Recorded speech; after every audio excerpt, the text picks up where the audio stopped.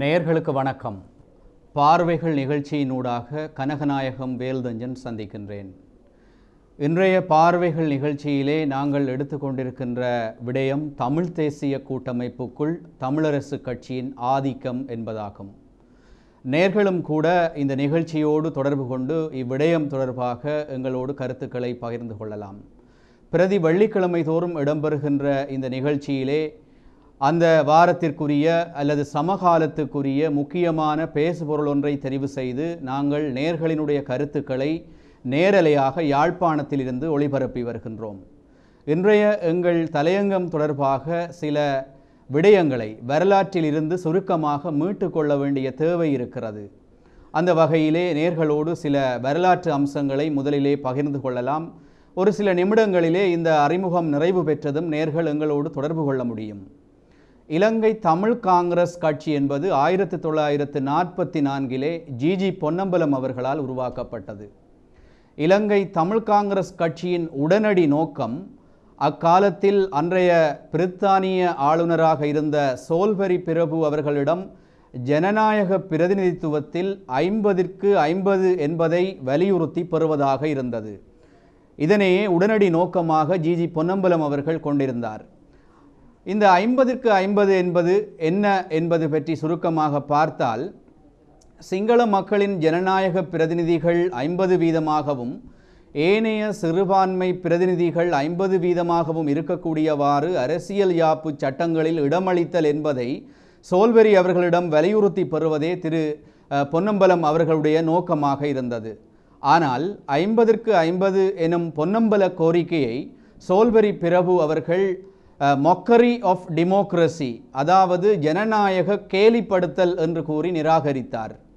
SJV Selvanayagam அவர்கள் கூட அந்த சந்தர்ப்பத்திலே இலங்கை தமிழ் காங்கிரஸ் கட்சியிலே அங்கத்தவராக இருந்திருக்கிறார். சில ஆண்டுகள் கழிந்த நிலையில் 1949 ஆண்டு எஸ்ஜேவி செல்வநாயகம் அவர்கள் தமிழ் காங்கிரஸ் கட்சியிலிருந்து பிரிந்து ஒரு கட்சியை ஆரம்பிக்கின்றார். அக்கட்சிக்கு ஆங்கிலத்தில் ஒரு பெயரும் தமிழில் மற்றொரு அர்த்தத்தில் இன்னும் ஒரு பெயரும் இட்டார். தந்தை செல்வா என்று பின்னர் பலரால் அழைக்கப்பட்டிருந்த எஸ்ஜேவி செல்வநாயகம் அவர்கள். தந்தை என்று கூறுகிற பொழுது அவர் ஆங்கிலத்திலே அதை ஃபெடரல் பார்ட்டி என்று அந்த குழந்தைக்கு பெயரிட்டார். தமிழிலே அந்த குழந்தைக்கு இலங்கை தமிழரசு கட்சி என்று தந்தை அவர்கள் பெயரிட்டார். 1949 ஜி பொன்னம்பலம் அன்றைய ஐக்கிய தேசிய கட்சியின் பக்கம் சாய்வதாக செல்வநாயகம் விமர்சித்தே தமிழ் காங்கிரஸில் இருந்து வெளியேறி இந்த ஆங்கிலத்தில் ஃபெடரல் பார்ட்டி என்று அழைக்கப்படுகின்ற, தமிழிலே இன்று வரை இலங்கை தமிழரசு கட்சி என்று அழைக்கப்படுகின்ற அந்த கட்சியை ஆரம்பித்திருந்தார். ஆனால் மீண்டும் 1972 தமிழ் காங்கிரசும் தமிழரசு கட்சியும் இணைந்து தமிழ் யுனைடெட் ஃப்ரண்ட், அதாவது தமிழர் ஐக்கிய முன்னணி எனும் பெயரில் தொடர்ந்து 1976 தமிழ் யுனைடெட் லிபரேஷன் ஃப்ரண்ட் எனும் பெயரில் தமிழர் விடுதலை கூட்டணி எனும் பெயரிலும் மீண்டும் இணைந்து செயற்படுவதற்கு முயற்சித்தார்கள். அந்த வகையிலே இந்த 1900 மீளிணைவு, தமிழர் விடுதலை கூட்டணி என்ற பெயரிலான மீளிணைவு கூட தமிழரசு கட்சியின் செல்வாக்கும் ஆதிக்கமுமே தமிழர் விடுதலை கூட்டணிக்குள் காணப்பட்டதாக, அந்த காலகட்டத்தில் கூட தமிழரசு கட்சியின் செல்வாக்கே காணப்பட்டதாக பல அரசியல் ஆய்வாளர்கள் தங்களது ஆய்வுகளிலும் நூல்களிலுமே குறிப்பிட்டிருக்கின்றார்கள். இதன் பின்னர் 1980களில் இருந்து பல்வேறுபட்ட ஆயுத போராட்ட அமைப்புகளும் தொடர்ந்து 1990களில் இருந்து 95 வரை வடக்கு கிழக்கு பகுதிகளிலே விடுதலை புலிகளும் செயற்பட்டதால் தமிழர் விடுதலை கூட்டணி தலைகாட்ட முடியாத நிலைமை காணப்பட்டது. ஆனால் தமிழ் காங்கிரஸ், தமிழரசு ஒற்றுமை, அந்த தமிழர் விடுதலை கூட்டணி பெருமளவுக்கு செயற்படாத நிலைமையிலும் அந்த ஒற்றுமை நீடித்ததாக தெரியவில்லை.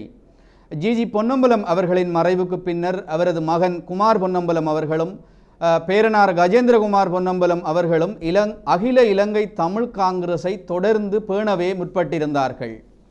இந்த நிலையிலே இந்த தமிழர்களினுடைய மிதவாத தலைமைகளினுடைய மௌனமான காலகட்டம் இந்த ஆயுத போராட்ட காலகட்டத்தில் தொடர்ந்ததாயினும் 2001 சற்று களம் திரும்புகிறது. இங்கே நாங்கள் கருதி கொள்ளுகின்ற தமிழர் விடுதலை கூட்டணியும் அகில இலங்கை தமிழ் காங்கிரசும் இந்த இரண்டு மிதவாத கட்சிகளும் சில முன்னாள் தமிழ் போராளி கட்சிகளும் இணைந்து தமிழ் தேசிய கூட்டமைப்பு என்ற பெயரிலே ஒரு அமைப்பை உத்தியோகபூர்வ பெற்றற்ற முறையிலாயினும் அது ஒரு கட்சியாக பதிவு செய்யப்படவில்லையாயினும் 2001 தமிழ் தேசிய கூட்டமைப்பை உருவாக்குகின்றார்கள். 2001 பாராளுமன்ற தேர்தலுக்கு சற்று முன்பாக, அதாவது 2001 அக்டோபர் மாதத்திலே இங்கே நாங்கள் கூறுகின்ற ஆல் சிலோன் தமிழ் காங்கிரஸ் என்று அழைக்கப்படுகின்ற அகில இலங்கை தமிழ் காங்கிரஸ், EPRLF சுரேஷ் அணி, அதாவது ஈழ மக்கள் புரட்சிகர விடுதலை முன்னணியினுடைய சுரேஷ் பிரிவினர், டெலோ என்று அழைக்கப்படும் தமிழீழ விடுதலை இயக்கம், TULF என்று சொல்லப்படுகின்ற தமிழர் விடுதலை கூட்டணி ஆகிய கட்சிகள் இணைந்து இந்த தமிழ் தேசிய கூட்டமைப்பை முதலாக 2001 அக்டோபர் மாதத்திலே உருவாக்குகின்றனர். ஆனால் அது ஒரு பதிவு செய்யப்பட்ட அரசியல் கட்சியாகவல்ல, அவர்களுடைய அரசியல் வேலை திட்டங்களில் இணைந்து செயற்படுவதற்கான ஒரு செயற்பாடாக ஒரு உத்தியோகப்பற்ற ஒரு அமைப்பு முறையாக தொடங்கப்படுகிறது. தற்பொழுதுள்ள நிலைமை என்னவெனில், தமிழ் தேசிய கூட்டமைப்பில் இருந்து தமிழர் விடுதலை கூட்டணியும் அகில இலங்கை தமிழ் காங்கிரசும் விலகி இருக்கின்றன. தமிழ் தேசிய கூட்டமைப்பின் 2001 ஆண்டு விஞ்ஞாபனத்திலே திம்பு கோட்பாட்டின் அடிப்படையிலான விடயங்கள் வலியுறுத்தப்பட்டிருந்தன. தமிழர் தாயக கோட்பாடு, சுயநிர்ணய உரிமை கோட்பாடு உள்ளிட்ட விடயங்களாக அவை அந்த விஞ்ஞாபனத்திலே கூறப்பட்டிருந்தன. இவையே திம்பு கோட்பாடுகள் என்று 2001 ஆண்டிலே தமிழ் தேசிய கூட்டமைப்பு தனது விஞ்ஞாபனத்திலே கூறியிருந்தது. அதைவிட அன்று விடுதலை புலிகளே தமிழ் மக்களின் ஏக பிரதிநிதிகள் எனவும் 2001 தமிழ் தேசிய கூட்டமைப்பு கூறத் தொடங்கியிருந்தது. இந்த கட்டத்திலே தமிழ் தேசிய கூட்டமைப்பு சந்தித்த முதலாவது பாராளுமன்ற தேர்தல் டிசம்பர் 5 2001 ஆண்டு நடைபெற்றது. இதில் வடக்கு கிழக்கு மாகாணங்களின் மாவட்டங்களில் தமிழர் விடுதலை கூட்டணியின் சார்பில் Ariyanayagam Chandranehru, Joseph Pararajasingam, we Ananda Sankari, Nataraja Raviraj, Mavai Senathirajah, R Sampanthan, M Sivachidambaram ஆகியோரும், அகில இலங்கை தமிழ் காங்கிரஸ் சார்பில் ஞானமுத்து கிருஷ்ணபிள்ளை, கஜேந்திரகுமார் பொன்னம்பலம், அப்பாப்பிள்ளை விநாயகமூர்த்தி ஆகியோரும், டெலோவின் சார்பில் தம்பிராஜா தங்கவடிவேல், MK சிவாஜிலிங்கம், செல்வம் அடைக்கலநாதன், இராசா குகனேஸ்வரன் ஆகியோரும், EPRLF சார்பில் சிவசக்தி ஆனந்தனும் பாராளுமன்ற உறுப்பினர்களாக 2001 ஆண்டு தெரிவாகி இருந்தனர். தமிழ் தேசிய கூட்டமைப்பு அந்த தேர்தலிலே 15 ஆசனங்களை பெற்றுக்கொண்டது. இடையிலே ஆனந்த சங்கரி அவர்கள் புலிகளுடன் முரண்பட்டு கொண்டு சட்டபூர்வமாக தமிழர் விடுதலை கூட்டணியை தனதாக்கி கொண்டு தமிழ் தேசிய கூட்டமைப்பில் இருந்து வெளியேறிக்கொண்டார். இதனால் இலங்கை தமிழரசு கட்சியின் வீட்டு சின்னத்தில் எதிர்கால தேர்தல்களிலே போட்டியிட தமிழ் தேசிய கூட்டமைப்பு முடிவு செய்ய வேண்டியதாயிற்று. இந்த கட்டத்தில் 2004 ஆண்டு நடைபெற்ற பாராளுமன்ற தேர்தலில் விடுதலை புலிகளின் முழுமையான செல்வாக்குடன் பொங்கு தமிழ் ஆரவாரங்களுடன் தமிழ் தேசிய கூட்டமைப்பு தேர்தலில் குதித்து வடக்கு கிழக்கு மாவட்டங்களில் 22 ஆசனங்களை பெற்றது. 22 ஆசனங்களில் 5 ஆசனங்களில் மட்டுமே நேரடியாக தமிழரசு கட்சியின் அங்கத்தவர்கள் காணப்பட்டனர். ஏனையோர் பொதுவானவர்களாகவும் பல்கலைக்கழக மாணவர் ஒன்றிய சார்பிலானவர்களாகவும் டெலோ மற்றும் EPRLF அமைப்புகளை சேர்ந்தவர்களாகவும் இருந்தனர். இந்த கட்டத்திலே 2009 விடுதலை புலிகள் அழிந்த நிலையில் தமிழ் தேசிய கூட்டமைப்புக்குள் உள்முரண்பாடுகள் முற்றி வெளியே தெரிய தொடங்கின.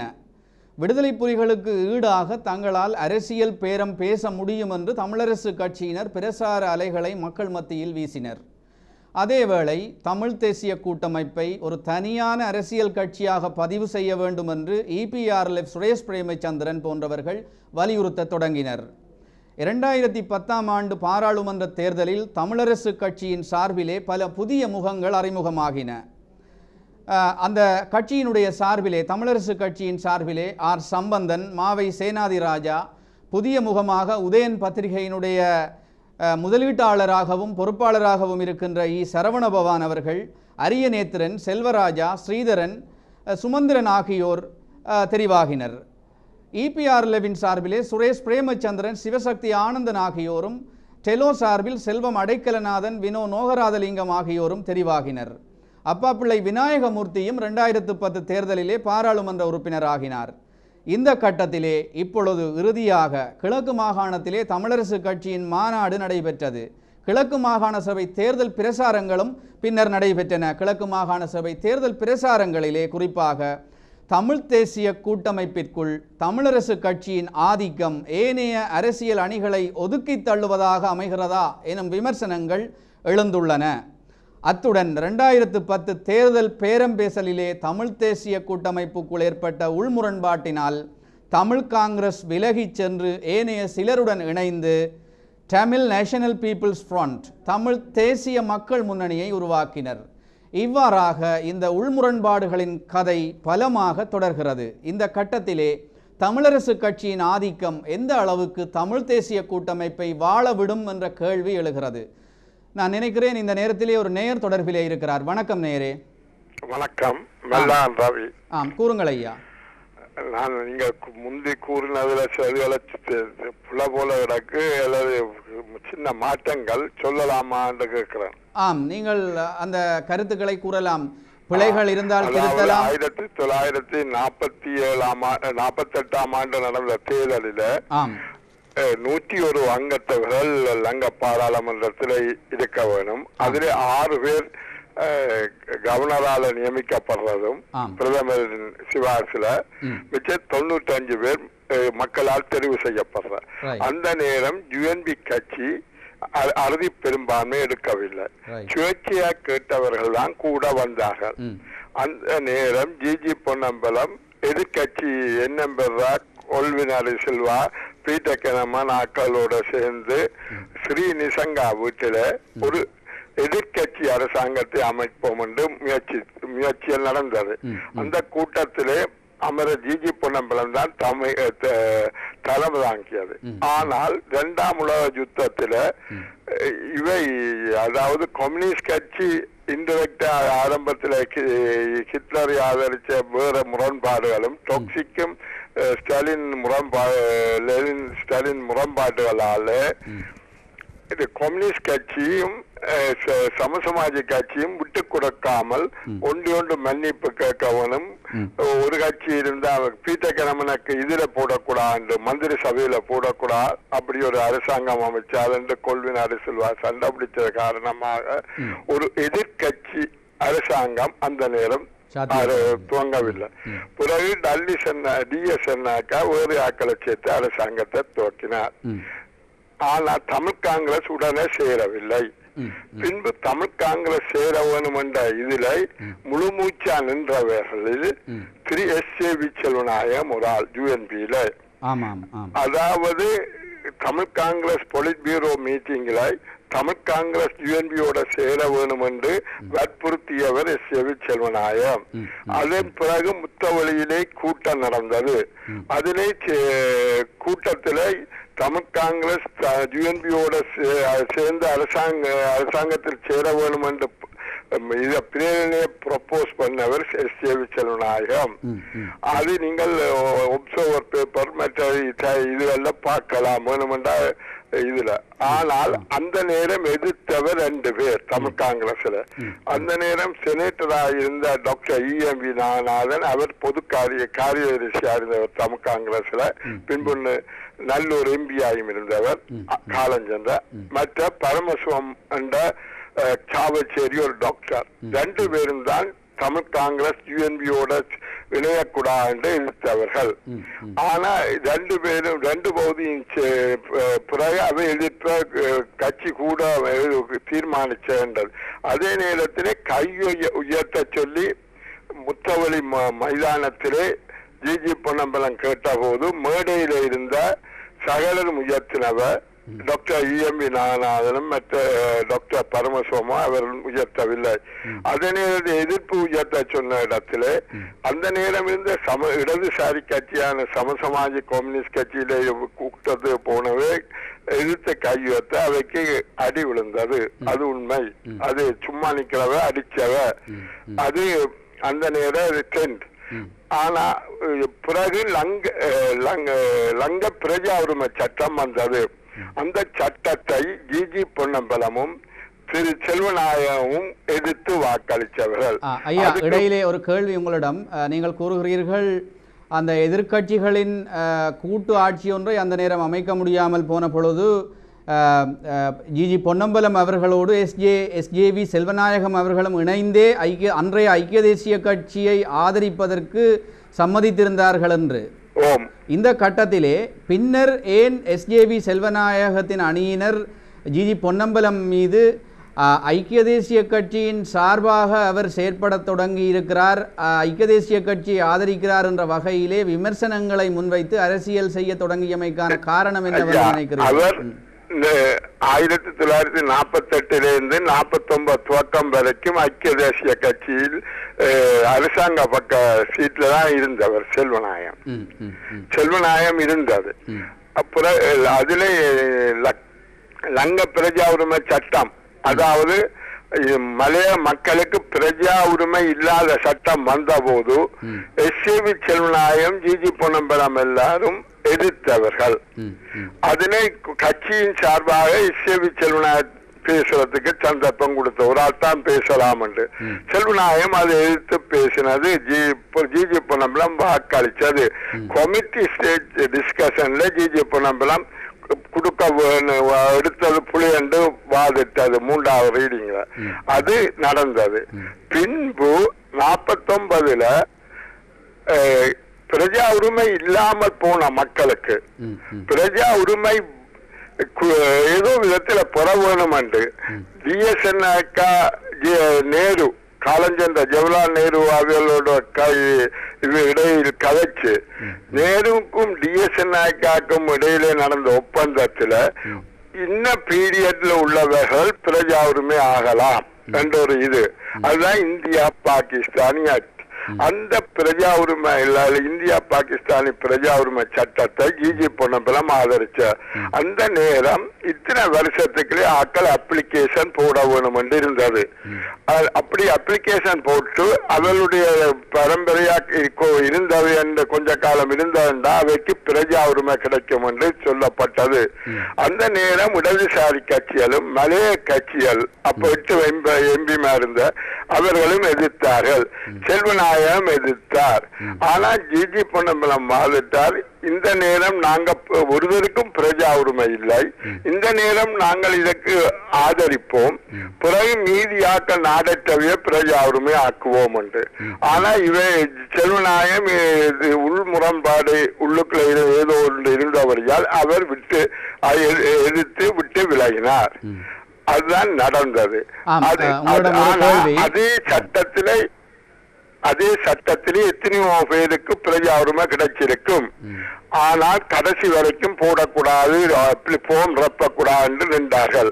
ஆனா அதே சட்டத்திலே தான் தொண்டமானும் பிரஜா உரிமை எடுத்தவர் கடைசி நேரம். அசீஸ் என்றவர் எடுத்தவர், வெள்ளையன் எடுத்தது, எல்லாரும் எடுத்தது. ஏன் செல்வநாயகத்தின் தோட்டத்திலே பலாங்கொடையில இருந்த பெரிய கிழக்கு மேல் பெரிய உத்தியோகத்தர்கள் எடுத்தார்கள். ஏனென்றால் அவர்களை கடைசி நேரம் செல்வநாயகம் வெள்ளவத்தை கூப்பிட்டு தந்த வீட்டுல பிரஜா உரிமையை ரப்பறதுக்கு போம ரப்ப சொன்ன. ஆனா அப்பாவி தொழிலாளிகள் ரப்ப இல்லாம போனது. அதன் காரணமாக ஜேபி அந்த காலத்திலே இல்லை. இப்பதான் நீங்கள் கோழிக்கல்லன், ஆட்டுக்கல்லன், மாட்டுக்கல்லன் எங்கும் ஜேபி இருக்கு. 48ஆம் ஆண்டு யாழ்ப்பாணத்திலேயே ஜேபியை தேடுற கஷ்டம். ஆனபடியால் அங்க மலையத்திலேண்டா கண்ணை நினைச்சும் பார்க்க இயலாது. அந்த நேரம் போம ரப்பாமல் புளியான் ரப்பி அவசரப்பட்டு கடைசி நேரம் தான் சொன்னார்கள். இடதுசாரி கட்சிகளும் சொன்னார்கள். இடதுசாரியிலிருந்த மலைய மக்கள் தொண்டமான் கட்சியில வெள்ளையர் தொண்டமான் கட்சியில இருந்தவர் எல்லாரும் கடைசி நேரம் ரப்பி கொடுத்தார்கள். ஆனா ஏழை எளியர்கள் ரப்பி கொடுக்கவில்லை. அந்த நேரம் எதிர்த்தார் செல்வநாயகம், முழு பேருக்கும் கிடைக்கவில்லை என்று இடதுசாரியோடு. ஆனால் அதே செல்வநாயகம் ஸ்ரீமா சாஸ்திரி ஒப்பந்தத்துல அதிலும் குறைஞ்ச ஆட்களுக்கு பிரஜா உரிமை கொடுக்க வேணும் என்ற சட்டம் வந்த போது ஆதரிச்சார். நீங்கள் இந்த இதை தமிழரசு கட்சி 25ஆம் ஆண்டு வெள்ளி மலர்ல அமுதலிங்கம் எழுதியிருக்கிறார். ஜிஜி பொன்னம்பலம் புலவிடவில்லை என்று. நான் ஜிஜி பொன்னம்பலத்துக்கு வக்காத்து பாதையில இனி இங்க கடைசியா பாப்போம். 2 கட்சிகளும் யூஎன்பி கேபிட்டலிஸ்ட் கட்சிகள், அதாவது 65ஆம் ஆண்டு 2ம் சேர்ந்தது. ஜிஜி பொன்னம்பலம் டிஎஸ் டல்லிஸ் நாயக்கா யானையில கூட்டி கொண்டு வந்தார். இவர் செல்வநாயம் குளப்பட்டியிலிருந்து காங்கேந்திர வரைக்கும் இவரை காரில் வச்சு தள்ளிச்சு கொண்டு போனார். திருச்செல்வத்தையும் பக்கத்துல இருந்து 2 பேர்ல யார் மனைவி யார் வைப்பாட்டி என்ற போட்டி தான் இருந்தது ஒழிய ஐக்கிய தேசிய கட்சியின் உண்மையாவே ஒரு சிந்தனை இதுல இடதுசாரி போக்கு மனப்பான்மை 2 கட்சியிலும் இருக்கவில்லை. உரிமையை பற்றி பார்க்கையில கேபிட்டலிஸ்ட் எண்ணத்துலதான் 2 கட்சிகளும் இருந்தது. ஆனால் இப்ப நீங்கள் பலசேல நாங்கள் வருவோம். தமிழரசு கட்சி ஆதிக்கம் செலுத்துகிறது என்ற ஒரு இது. உண்மையா பார்க்க போனா தமிழரசு கட்சி ஒரு பெரும் கட்சி. அதுக்கு வடக்கு கிழக்கு சகல மாவட்டத்திலும் ஆதரவாளர்கள் இருக்கிறார்கள். இப்ப ஐக்கிய தேசிய விடுதலை முன்னணி சுதந்திர முன்னணி எடுங்கோ, அங்க ஸ்ரீலங்கா கட்சி தான் ஆதிக்கம் செலுத்துறது. இப்ப இவர் கேட்கலாது எனக்கும் சமனான இது வேணும் என்று எங்க அந்த டக்ளஸ் தேவானந்தா என்ன திருகோணமலையில் ஒரு ஆள் அப்போ தமிழ் தேசிய கூட்டமைப்புக்குள் தமிழ் தேசிய கூட்டமைப்புக்குள் டக்ளஸ் தேவானந்தா இல்லையே. நான் சொல்றேன் ஐக்கிய தேசிய கட்சி முன்னணியில அவருக்கு என்னண்டா ஒரு உண்மை, எந்த கட்சி பிரதனாயிருக்கிறதோ அந்த கட்சியின் ஆதிக்கம் நிச்சயம் இருந்தே ஆகும். இந்தியாவில காங்கிரஸ் கட்சியின் ஆதிக்கம் இதுக்கு வந்து அண்மையிலே மமதா பானர்ஜி சொல்லி இருக்கிறார்.